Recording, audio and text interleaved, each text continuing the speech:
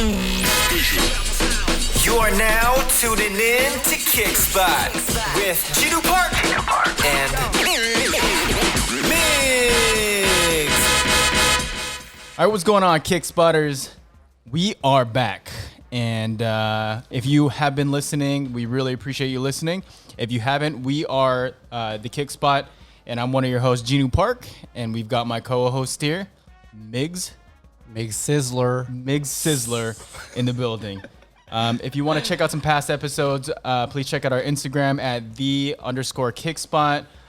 If you're tuning in right now, either you're tuning in on the radio at 106.3 FM HD2 Santa Ana, or you're also tuning in through Spotify or Apple Podcasts, so we really appreciate the love. But today we have a special guest with us. Super special Guest with us. What's up? He goes by the name of Chef Espinosa. Chef Espinosa. Yeah. AKA Josh, AKA just a bunch of AKAs.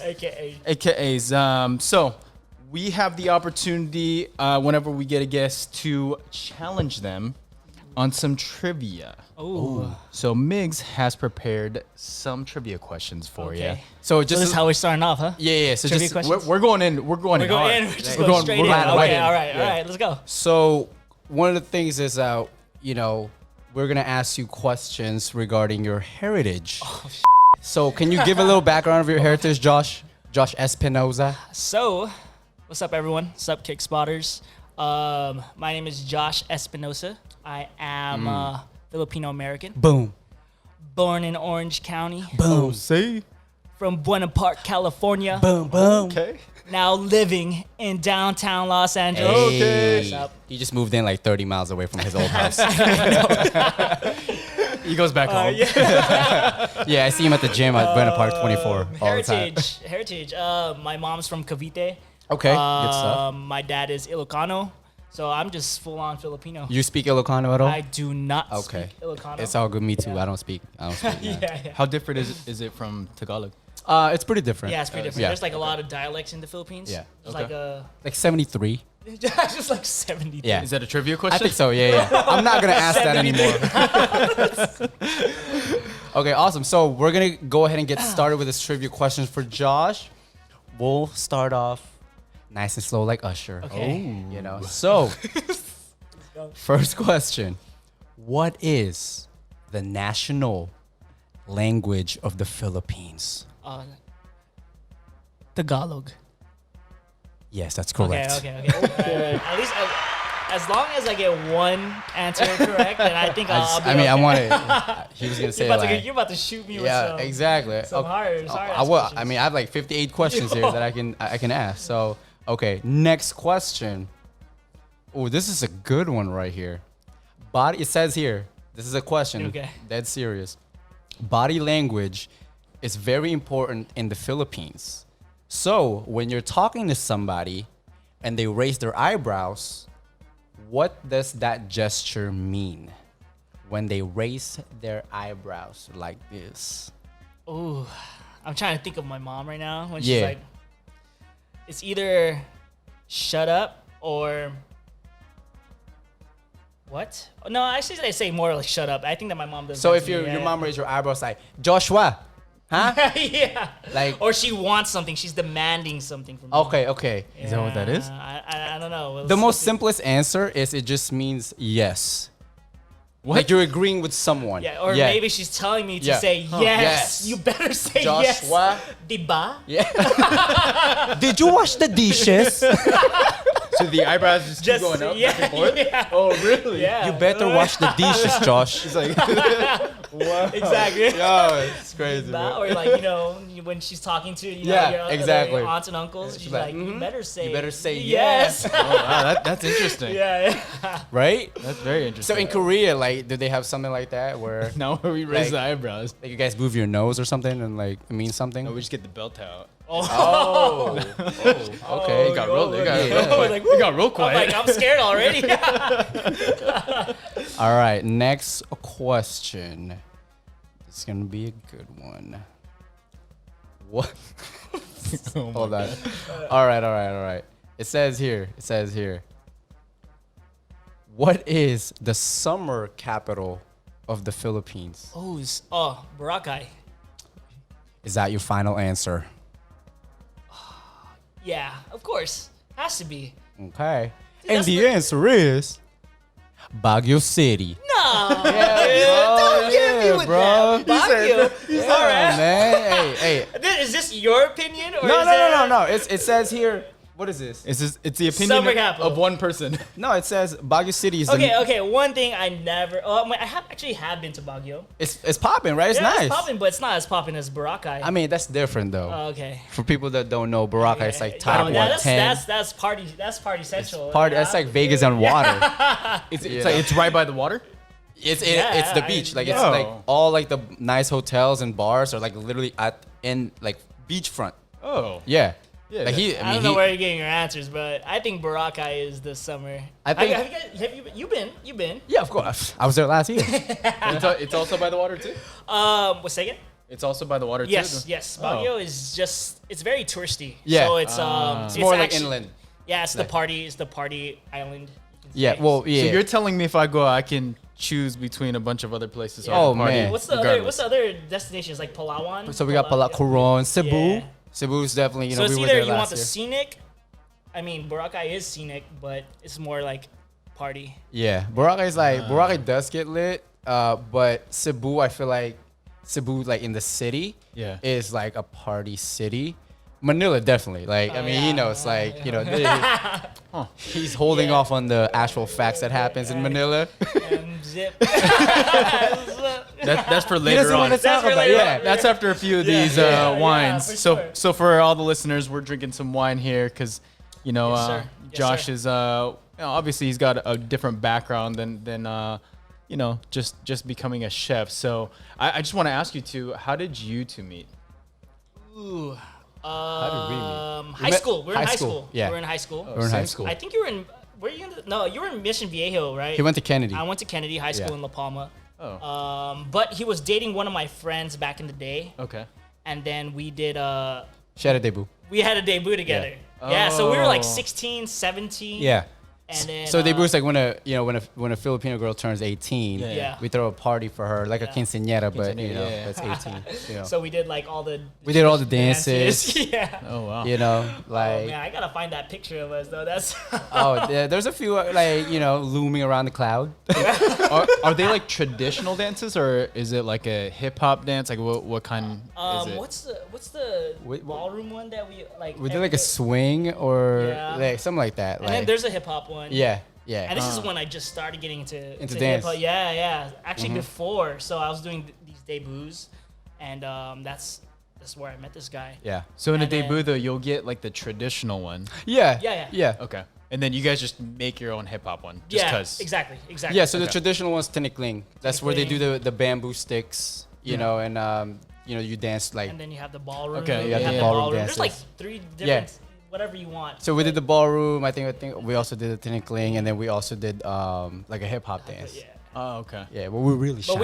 we hit it off right away because Yeah. like we would see each other at practice like Yeah. twice a week maybe, Yeah. and then it was just Twice like a boys week. being boys, high Yeah. school boys. You know, it's all about boy stuff. But then like what, 15 years later, here we are. Yeah, like we're still homies. Yeah, we're still So, homies. yeah. You know, because we would see each other randomly in LA or Yeah, parties. yeah, Because he yeah. went to UCI after. Oh, like Yeah. he was part of Kaba Modern. Yeah, yeah. And so I was hanging out with some of our kind of close friends Yeah. together, like JJ, Justin. So like I would see him. I was like, how do you know these guys? And then Oh, okay. I said, oh yeah, we all just party together. Like I'm part of Kaba. I was like, Yeah. oh, I was trying to get to Kaba, but I'm not that good. So, yeah. It's not like that. Yeah. So yeah. So That's cool. What Migs told me back in the day was, hey, I want you to meet my friend. He's from Cabo. That is actually initially the Yeah. only thing that I knew. Yeah. And then all of a sudden he's like, hey, remember Josh from Cabo?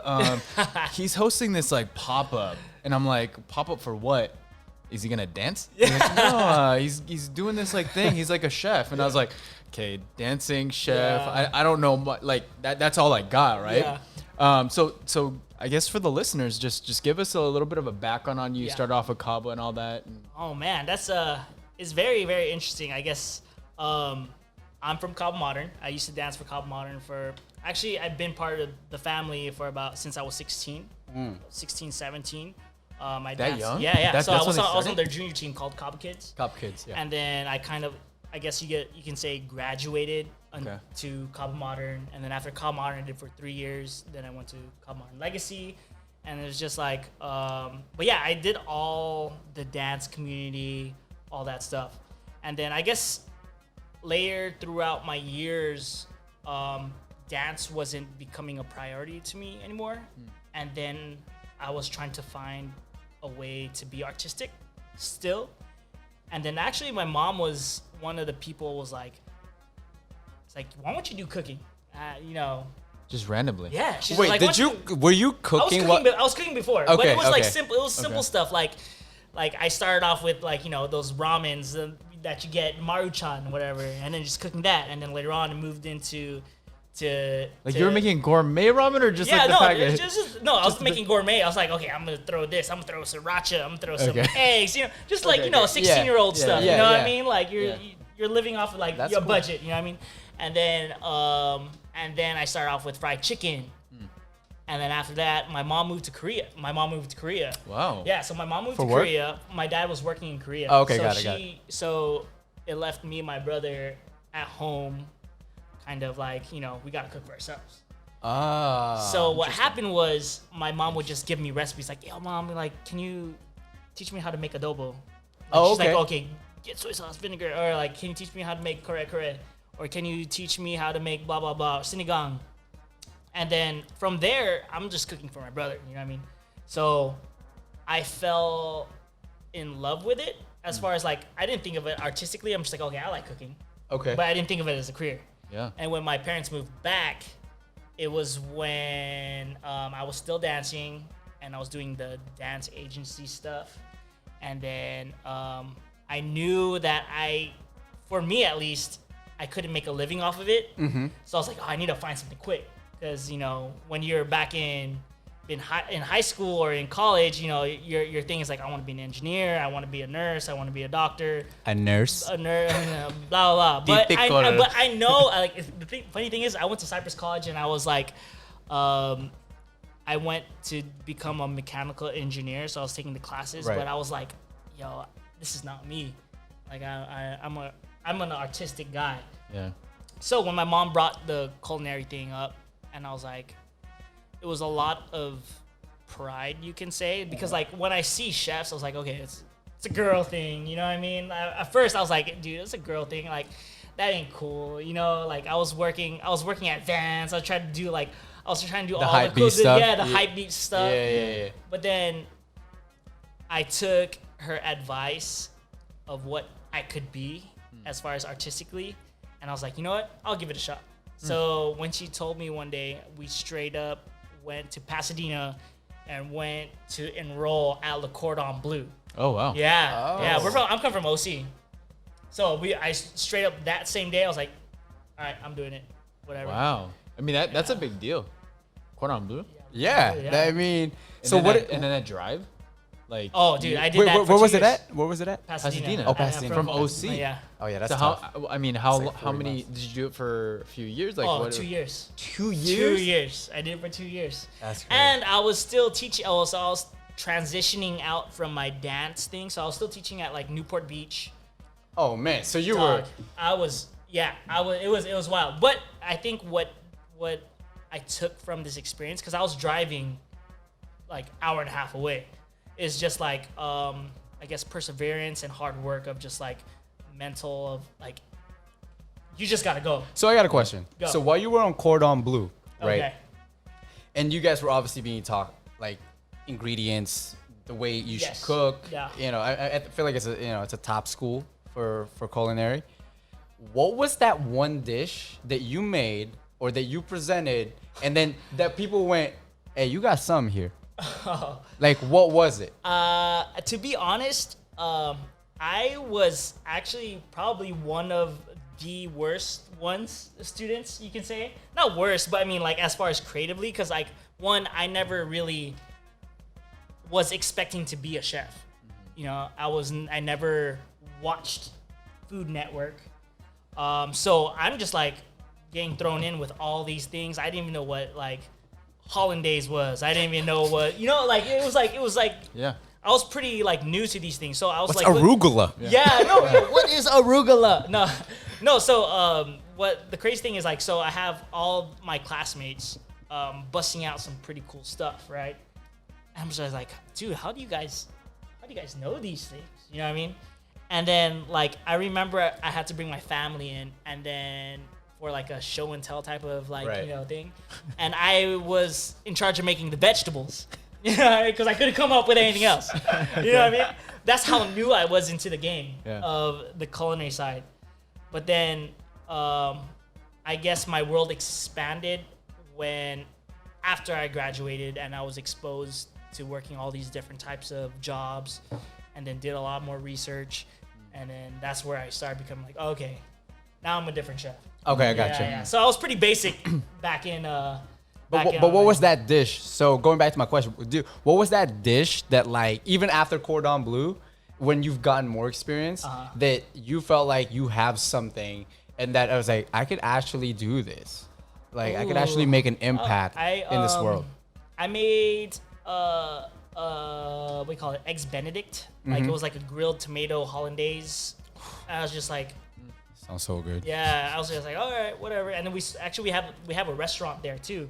So like people get to practice of like their own stuff. So I made eggs Benedict, like a grilled tomato hollandaise or something like that. And then I was pretty proud of it. I was like, yeah, man, I just did a hollandaise with grilled tomatoes. You know, I was like, oh, cool. Simple. Yeah, something simple. But I was like so proud of it. Right, like, right. Yeah, dude. No, that's awesome. it doesn't matter, right? Just because even if the other students were making way more bomber stuff than you were, and they're making some crazy stuff right, too. I was like, right, oh, some creative yeah. stuff. But you felt like that hollandaise sauce with the tomato, eggs Benedict that you made. You went, man, like this is fire. Like, and that's the thing, right? We've talked about passion like on our previous show.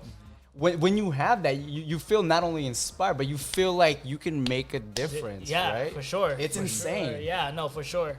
But yeah, no, it's just super. I felt like back in the culinary school days, I was just so new. I was just like, I don't want to do this. I just want to dance. Yeah. And like, You still do. and I still do. Just for exercise. Yeah, Exercise. exactly. All right. You got that wink going on. Give me that close up. So with that said, you know, and you've grown obviously a ton since then, since Cordon Bleu.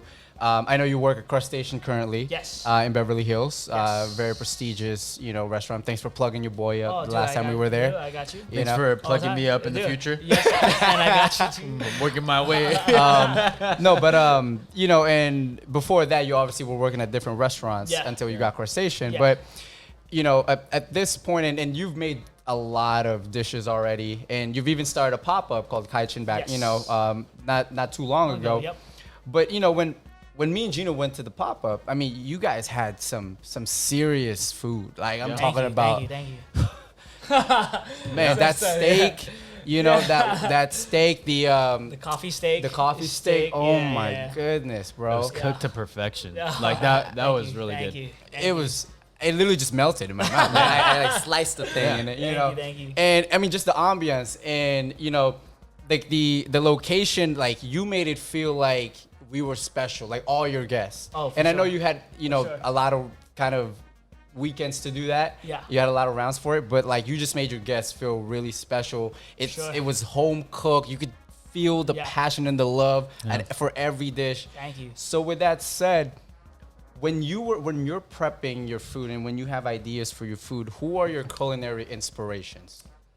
As far as inspirations, like I don't know a lot of chefs. To be honest, I don't know a lot of chefs out there. It could be your mom, your dad. Yeah. Like, I mean, one for sure. My top list is my Lola, Okay. in Philippines, Yeah. and my mom.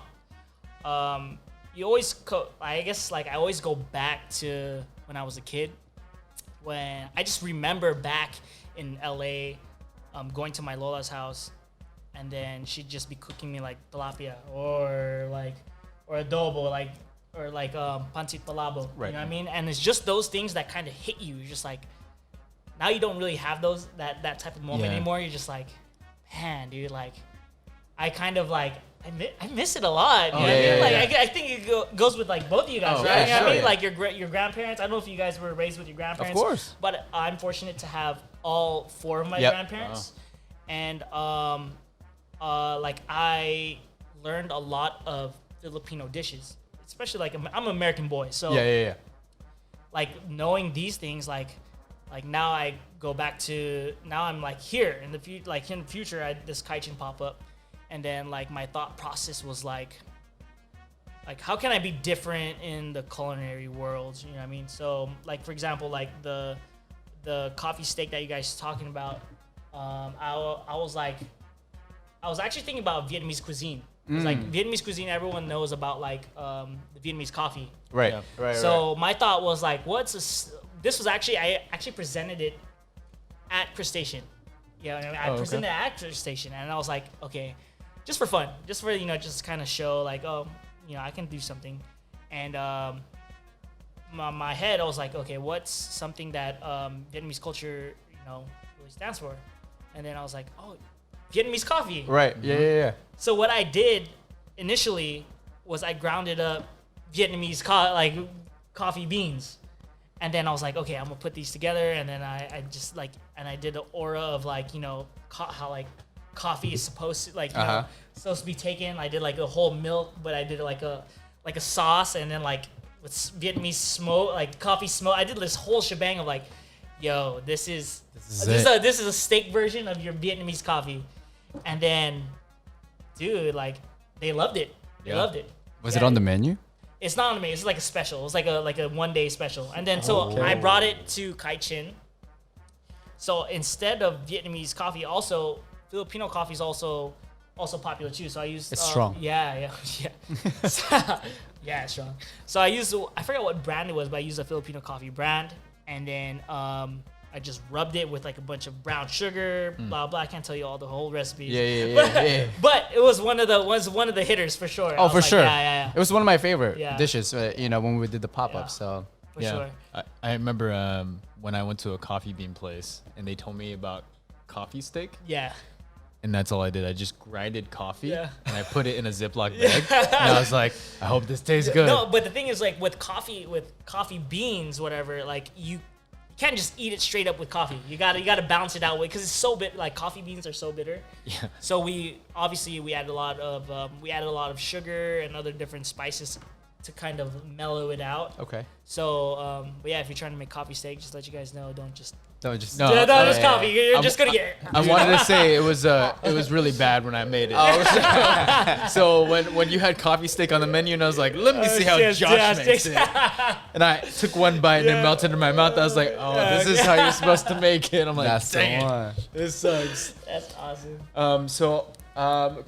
Is there like a certain specialty that you have? Like, I know you talked about like your family and all that, but is there like a go-to recipe? Like, if you were to impress a girl, you're about to cook for a date. That one, because you know you've been doing that a lot. That one. I wish. My specialty right now is Asian cuisine. Asian cuisine. So Filipino. Asian cuisine. Okay. Asian cuisine. But what? Just that one. Dude, what they call I think the panty dropper. I think typically you would think I would do Filipino food. Yeah. I mean, that's naturally, but I love cooking Korean food. I love cooking.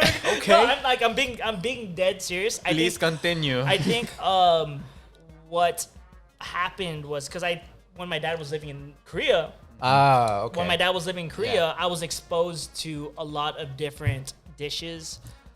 Did you visit them? Yes, I visited them. Okay. Yeah. So I was actually like going down.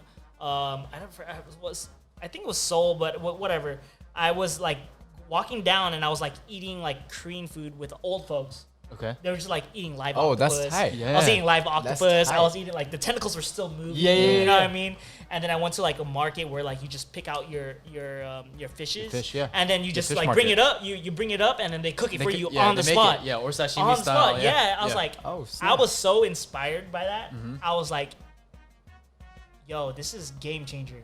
You know what I mean? Like I was like, so after that, I started cooking a lot of Korean food. So do you infuse a lot of Korean like inspired like dishes on your like food? Yes. So with Kaichin, it's a Korean and Filipino, You're right. Korean and it's Filipino tight. combined type of thing. Fusion. We did like kimchi torchon. So torchon is very French, and it's like a French for like a sausage. So what we did is like we grabbed like a long cabbage, Napa cabbage that's like been marinating kimchi, and then we washed it off, and then we added like a bunch of stuff like tofu, and then we rolled it up, and then we added a little bit of Filipino flavor with a ube like puree. Yep. Yeah. Oh, So that it's was like fun. it's like Remember yeah. that? Remember that? So we did like a garlic furikake like crumble on top Yeah, of it. man. So it was Fire. Yeah. So I'm in love with Korean cuisine. That's like my not my go-to. Well, the thing is, like, I keep a lot of gochujang in my fridge. Okay. So I have gochujang I kimchi. have that. You have that right now. No. So I keep kimchi, gochujang. Yep. It's always a must in my fridge, In your and also house, yeah. brown sugar, regular sugar, whatever. So if I need to make like kimchi jjigae, Yeah. like easy. Man, you bam, like bam, know. bam, bam, bam, bam. You yeah. speaking Korean right now. Or kimchi fried rice. You're bam, bam, glorified Korean. bam. Yeah. Dukboki, I just Oh, make it man, boom, boom, boom. bro. I was about to make that today. Actually, that's so weird. Yeah, dude, it's like jjajangmyeon is one of my favorites. But Wow. no, I love love it. Korean food. And then the funny thing is like Filipino food is like not on my top 3 like Yeah. things, but because like I just eat it so much. Oh, exactly. Yeah, you know, yeah, you're it's exposed so to it much. every time. Have you dated a Korean? And have you cooked? You have. I'm wanna not say the da- name? I don't want to say. Okay. Have I might have been attracted to. Have you I don't want to say any name. have you fed a Korean person food and then they were like, "Oh, this is just like a regular no, restaurant." You know, I actually haven't cooked a girl Korean food. Oh, interesting. Yeah, I have a Interesting. feel, yeah. Ladies, That's you hear your- that, unless- right? Unless they've been to one of my past Yeah, your pop-ups, yeah, okay. yeah. But other than that, like, you know, intimately, romantically. no. Ladies. Yeah. Well, maybe you'll be the first, I love Korean whoever you girls. are. We are in Gate Town, ladies. I love Korean girls. Oh man. I love Korean girls, but they don't love me. Shout him out, bro. Shout him out. Do you watch Korean dramas or? No, actually, I don't, but my parents do. Oh, okay. So they'd be like, "Oh, do you watch this?" I'm like, Yeah, Yeah, that's funny. I love it. that's hilarious. I love it, man. Well, Josh, we appreciate you, you know, telling us a little bit of background on you. You know, I feel a little Your bit little more softer like home. side. Yeah, I feel a little bit more like home. You're like a glorified Korean. You know, so what I want to do is I want to take a quick little break. Yeah. When we come back, I know that you both like R&B, and you know, Migs and bro. I did an R&B challenge, and fortunately, "Let's go." I won. So we're gonna have a 'Cause it's- versus whatever. challenge I got some fire with the songs. two. You got the debut. heaters ready? Oh, it's ready. I'm ready. You looked at my list earlier. Y'all ready? Peaches and cream, really? Y'all ready Is that for the this? best you can do? Peaches and cream. Oh, come on. I'm sure he deleted that one. Hopefully Don't that doesn't use- come don't up. use it, dude. Hopefully but that is a classic. Yeah, to me. it is a classic. Yeah. Hey, it'll be 5 rounds, okay? 5 rounds, 5 songs each, all All right? right, so we're gonna do That's some it. 5 rounds. You're gonna give us a little tutorial. Yes. Adobo tamale, Yes, son. yes. So I'm yes. excited about Yeah, that. I'm stoked about that one. I love to personally cook, so I'm excited about that. Dope, but while we're dope, doing hell yeah. like you know the R&B battle and everything, we also do the tutorial. So when we come when back, we come back, we're going to have all that for you. Let's go. let's go. Yes, sir. You are listening to Kickspot.